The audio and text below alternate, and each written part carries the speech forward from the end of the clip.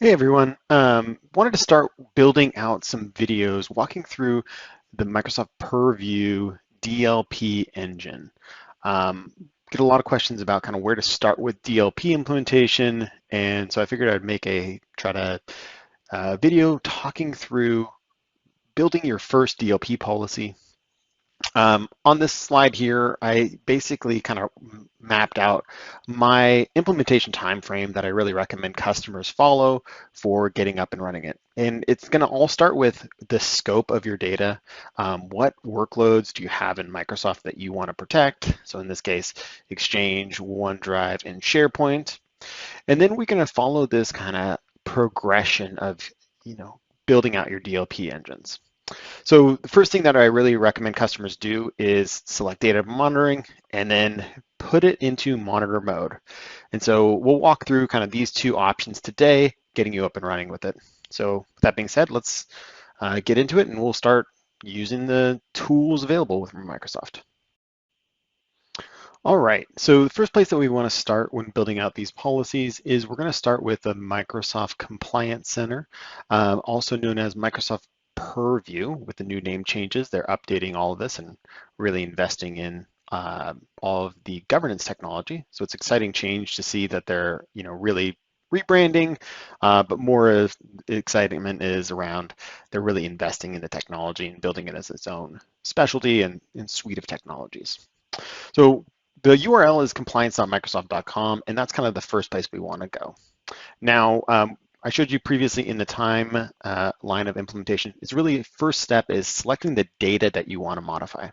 And Microsoft has a bunch of sensitive info types that are pre-baked into the system where you can pull from them and select them for monitoring or protection.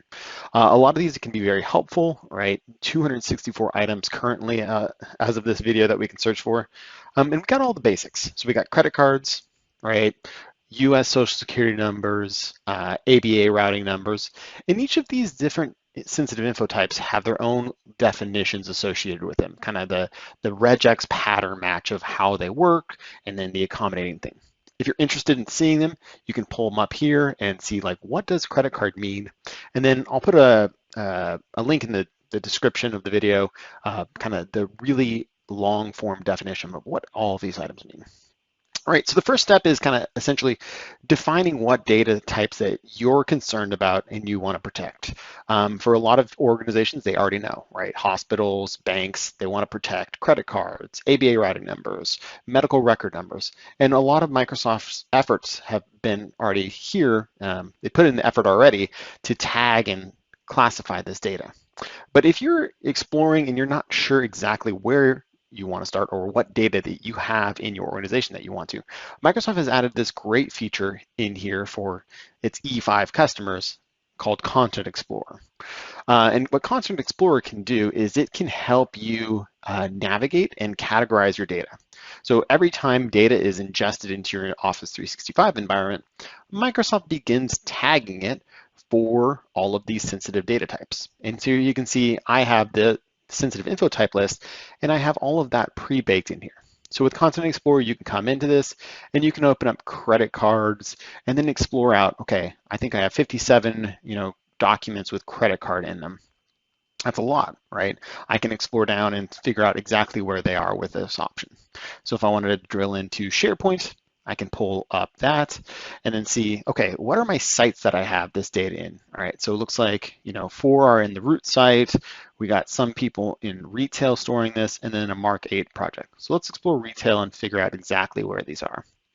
You can see 2 files in here. If I want to look at this, I can click at this little blue box and say, hey, show me how many credit cards are in this one file, or in this case, quite a few, right? So I can see there's the different definitions that we have, high confidence, medium, and low, and 143 credit cards. And then it looks like we're also detecting quite a bit of social security numbers and then full names. This full names is a new one that they just came out with, which is an extended detection, which is pretty cool. They keep on adding new features, new detections that you can do for this. If you wanted to pull up this document and see like, hey, I want to verify this, you can actually double click on it, and then you can actually expand out more detail on this. And so if you have the right permissions in the environment, you can actually open up the full body of the document, which I'm doing here, right? In this case, yep, definitely a lot of sensitive data that is stored in here. And yep, either this is something that's needed for a business process. Yes, we need to store this in this way, or you can go talk to the retail team and say, hey, let's remove it. But in our case, we can use this tool to help verify, yes, this is a lot of sensitive data here that we really want to protect. And there's also a details tab, right? We can pull up all that and see like exactly how Microsoft did their match. One thing that's missing from this is the context in this detail. I'm hoping Microsoft will eventually add this feature in, but if it's a huge document that you're looking for and you need to find the one credit card in the document and verify, yes, that's a credit card in that document, it can be very difficult, right? If you have a 200-page PDF, we're missing the context of like what part of the page where is that credit card being stored? I can see, yeah, the hits of it, and I can pull up the document, but it would be nice if this context showed that. But features eventually come through. So once we've kind of selected our data that we want to build, next step is actually putting it into a policy. And so I'm going to recommend that, again, you build a monitor-only policy as part of this engine, right? So the first place that we're going to go when we're starting and building this is kind of come into data loss prevention down here and hit create a new policy. And we'll just walk through this. Microsoft has some pre-made templates that can be helpful also for exploring data sets. Again, they try to classify the data pieces that are of interest to you. And so if you're in the financial sector and are in US financial data, they have some pre-made definitions that you can pull up and say, hey, you're probably interested in credit cards, US bank accounts, and ABA routing numbers. If you're in the Federal Trade Commissions, all right, you're maybe interested in this. If you're concerned about GLBA, right, you may be interested in this, and so on and so forth. They have medical records, kind of pull up those definitions and all of that. But what we're going to do is we're going to build a custom policy to start today, okay? Because we know what data types we want to protect. So here we go. We're going to build out a custom policy, and we're going to give it a name. In this case, since we're working on Contoso, we're going to call it Contoso Monitor Only.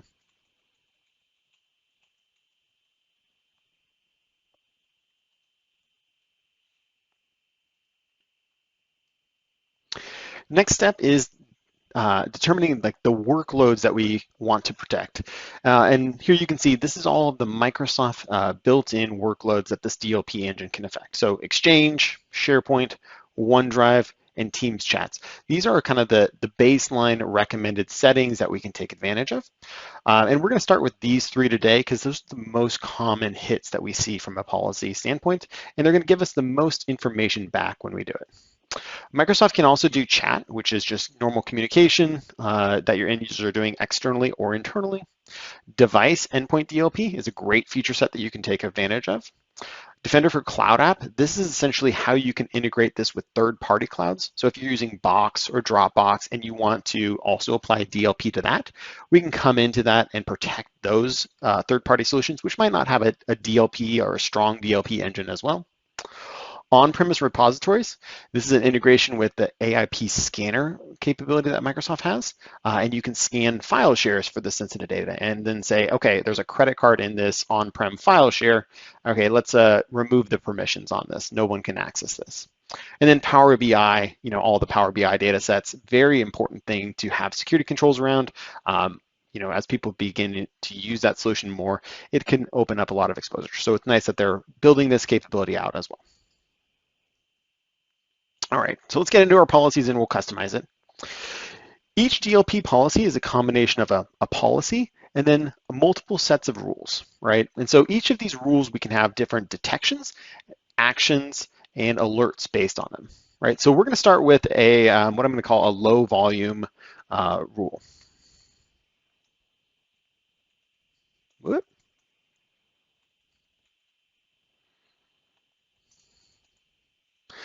And so we're going to separate our policies between high volume data and low volume data, right? And that, for me, that means that if someone's sharing one credit card or one social security numbers, maybe 1 through 3, 1 through 5, whatever's appropriate for you, we're going to treat that differently than if they're sharing 500 pieces of credit card.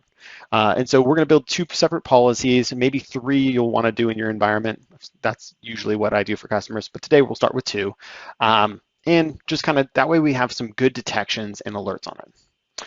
All right, so the first thing that we want to do when we build a policy is we want to detect the data being transferred outbound. Most of the time, if it's staying within our secured tenant of Microsoft, I am okay with that. But as soon as the data begins to transit outside of our organization where we don't have our security controls in place, that's where I want to know and be able to take action on it. So we're going to add content is shared from, and we're going to target with people outside my organization. Next, we're going to add a condition called content contains. And this is where we're going to set up all of our sensitive information types that we kind of selected in the previous settings. So here we can come in and set up these sensitive info types.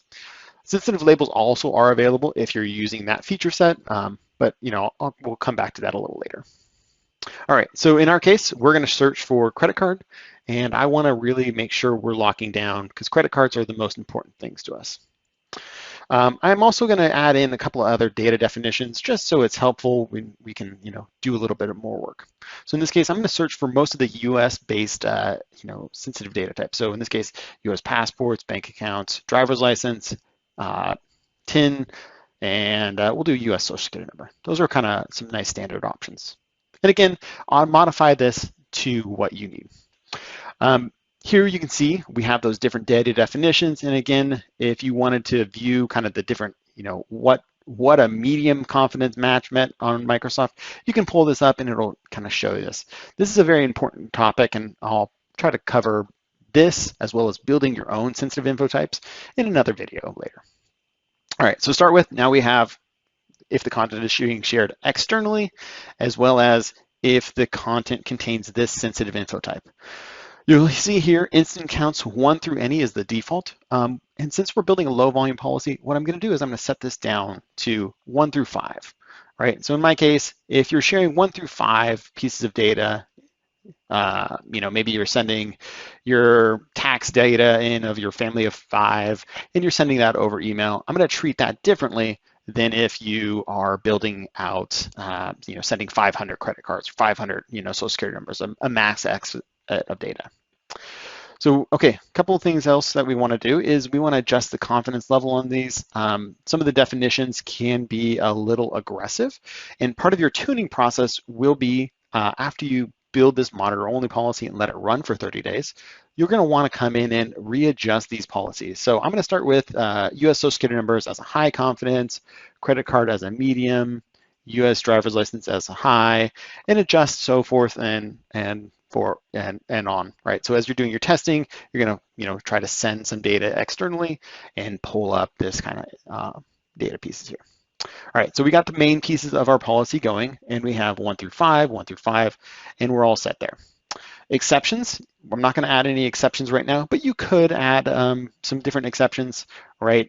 We're building a universal policy in this, and so you see this list here is a little short. If we wanted to build a single workload policy, we'd get more options. And so I'll cover that again a little later. From an action standpoint, we're not going to do any actions right now because, again, the idea with this one is we just want to monitor. We don't want to block anything. We don't want to encrypt anything in transit. We're just going to monitor at this. User notifications, this would be pop-ups for your end users. This would be when we get into that user education mode where we are going to start training our users to be careful about their data. This is where I would program that in. But for now, again, we're not going to do this. And this is, again, you can do policy pop-up tips. So as the context of them sharing that email, they can come in and have that alert, or as part of the email bounce back to them, we can also have that alert come to them. So good capability there. Since we're monitoring this, I'm going to actually add in and start setting up incident reports. We want to tag this, and since it's a low volume, I'm going to tag this as a low alert in our environment. And then I'm going to add who should get these incident reports, who should get the alerts about this. And in this case, I'm going to search for my admin account.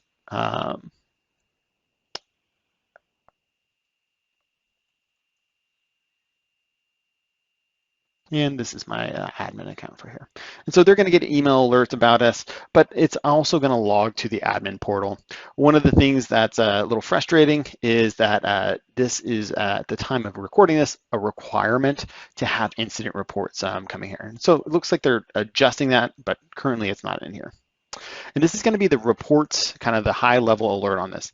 If you needed to see the detail report of all of this, you can see this incident report here is a much more in-depth alert about us. So this will actually send you in email form all of the data associated with this.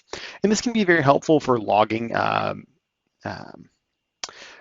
purposes. Like if you need to retain these alerts for a full year in the portal, it only will retain it for, like 30 days.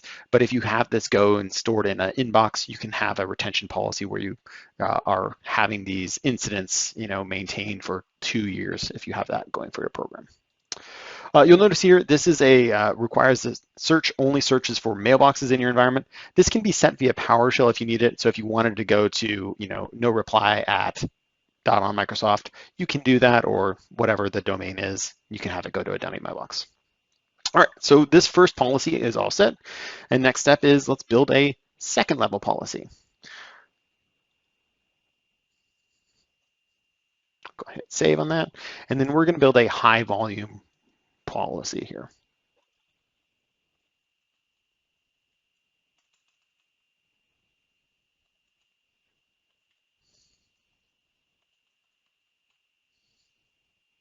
Same as before, we're gonna first target content is being shared outside my organization, and then content contains. So let's add these in here.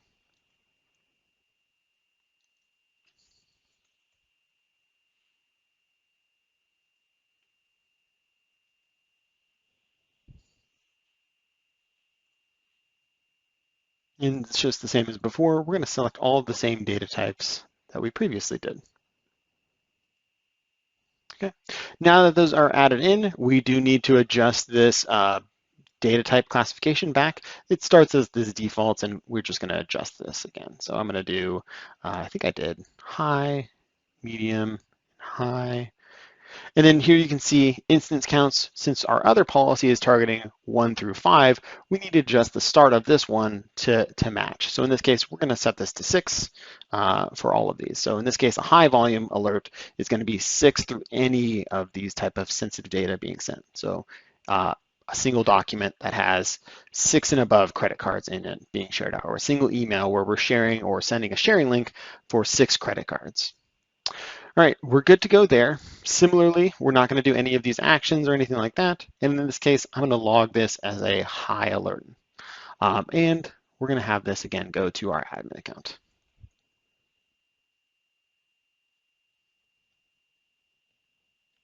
Okay, so now we're set. We got 2 different policies, one looking at low volumes of content being shared out, and the second one looking at high volumes of content being shared out. And at that, we're ready to turn it on. There is a test it out mode, right, where you can do, and that's helpful for when you're designing these. But since we know in our actions we didn't do anything special with it, we're going to hit turn it on right away. All right, and there you have it. Now we have our policy being created, and then we can start monitoring all of those hits of that DLP engine. What I would do after this is you need to give it some time to bake in. There's about an hour sync time after you create a policy, and then you can start sending test data out of your organization and pull up that.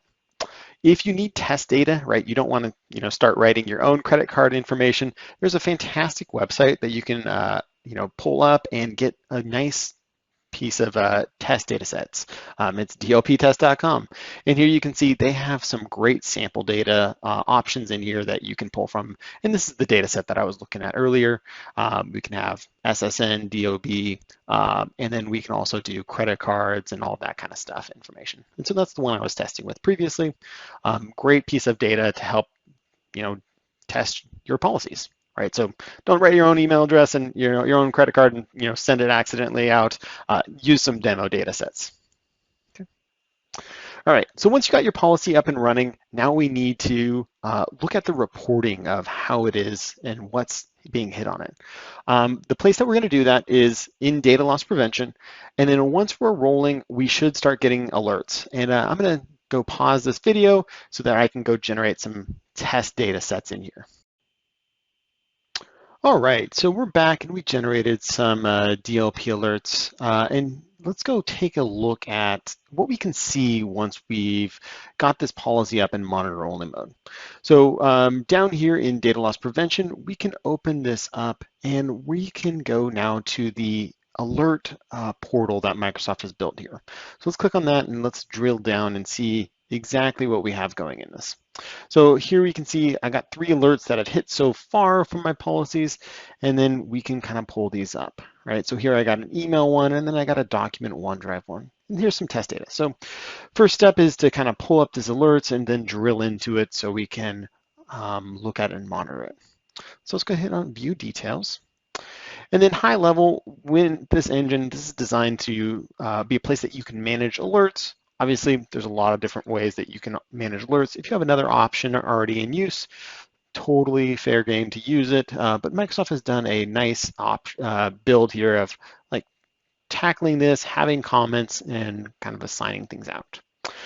So if you need to set this as investigating, we can program that in and have management log of this incident in here. So high level on here, we can see what type of policy this hit on. So this was our monitor only policy, and which rule, low volume. And here we can see we detected credit cards in this case. So let's open up this alert and drill in and just investigate it real quick, what's going on. So again, here we can see this was credit cards 5 and at 85% accuracy. So it's hitting on that low volume policy. If we wanted to see the sensitive info types that hit on it, we can pull this up. And this is a very helpful view here, because if it's a huge email, again, at this point, with this sensitive info type definition detection here, we can see the data that hit as well as the surrounding context and the location of it, right? So in this case, this was in the message body, not any of the attachments that got sent. And this is the surrounding context of it. If we wanted to pull up the full source of the data, again, we can do that in here and see all that. So that's kind of a nice option to have and kind of view it. If this was a OneDrive file, we could come into the actions down here and revoke access at this point. But since it's an email and it's already been sent out, we can just download a copy of it and store it for reporting purposes. Okay. So this is option 1 for alerting and monitoring this. The next option is actually in this report section, and we can pull up these reports and drill down to this organizational data in here and see kind of the DLP incidents and timelines on here. The downside of this is this takes about a day lag before these reports update. So they only, I think, update once a day. So I'm going to pull up another tenant real quick so that we can drill into that and pull that data up. Give me a second while I do that.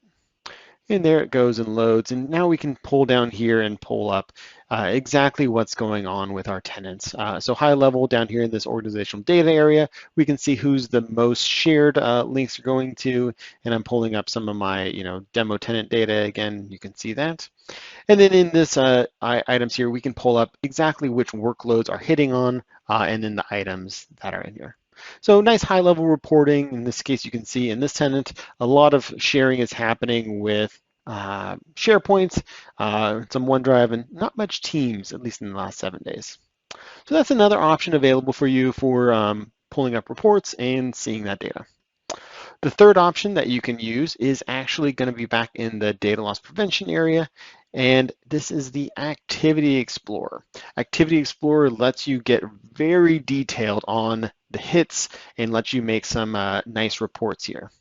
And here you can see, since this tenant just got stood up, just a limited amount of data in here. And for this case, I want to start filtering and exploring just my DLP hits. This can be a lot of data in here. So let's filter on this DLP rule match, and then we'll see exactly what's going on with it. All right, so in this case, I got 5 DLP rule matches from different areas. And so I got Exchange, I got OneDrive, and all of these items. So if I wanted to come into here and pull up each of these, I can do that. I can pull this up and again, see high level information about what each of these options hit on. Again, if you hover over this sensitive info type, if you're just exploring all the data, you can click on it, and then again, it will show you that context of where it is. So if you wanted to build kind of this data match here and explore this way, you can do it. So it's kind of a choose your own adventure when exploring these data sets. Again, for SharePoint, let's pull up this one. I'm not sure what this alert is. Yeah, here we can see this is hitting on a couple different types. So we've got US bank accounts here, as well as credit cards, and then the various accuracy it's showing for each of these different types of data sets. So good stuff here. All right, the cool thing also about this is that you can add additional filters here and really drill down to it. So maybe I am not as interested in credit cards. I already explored credit cards. If I want to filter on maybe the other type of data that's hitting, we can pull this filters up and then see exactly what we want to do. So if I want to filter on policies or rules, I can add that as a searchable option. Or if I wanted to filter on the data types, the sensitive info type, I can pull that up. So I'm going to add those as a filter, and then now let's see what options we get here. So in here, again, I can say, I really want to focus on these credit card matches or these ABA or bank account numbers, and then we can see that. So 3 options for kind of viewing the sharing that's happening in your org. Hopefully this was a helpful video, going all the way from a monitor to kind of the reporting on that. And hopefully it'll help you make your decisions on kind of where you want to move to and get you up and running with the Microsoft DLP engine. If you have feedback for me on this video, if it was helpful, let me know in the comments. And if there's something else that you want to see as I build these videos out, let me know.